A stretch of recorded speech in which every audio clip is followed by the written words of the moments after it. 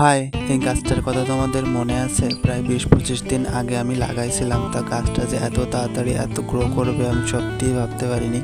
তো তোমরা দেখতেই পাচ্ছ, ও কিন্তু অলরেডি ওর শাখাগুলো ঝুলানো শুরু করেছে। এই প্রজাতির গাছটা কিন্তু এভাবেই আর কি ঝুলন্ত অবস্থায় হয়, আর এই জন্যই আর কি সুন্দর লাগে। তো একে এখনো আমি ঝুলাইনি, কারণ কেননা একে আমি যে জায়গায় ঝুলাবো সেই জায়গাটা এখনো নির্বাচন করে পারিনি। তো ভালো একটা জায়গা দেখে আমি একে আর কি ঝুলিয়ে দেবো। তো এই গাছটা আমি যখন লাগাইছিলাম তখন এই মাটিতে কিন্তু বেশি কিছু আমি দিইনি, তো 3 প্রকারের জিনিস আমি দিয়েছিলাম।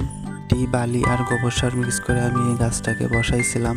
আর মাঝে একদিন বৃষ্টির জল ধরে রেখে তার সাথে কলার খোসা ভেজানো জল মিক্স করে সেটাও দিয়েছিলাম। তাছাড়া এই গাছে কিন্তু প্রতিদিনই জল দিতে হয়, কেননা এই গাছ অতিরিক্ত জল পছন্দ করে। তো এই গাছকে গ্রো করার উপায় আমি যেভাবে করেছি সেটা তোমাদের জানিয়ে দিলাম। তো মিনি ব্লগটা আজকে এখানে শেষ করছি।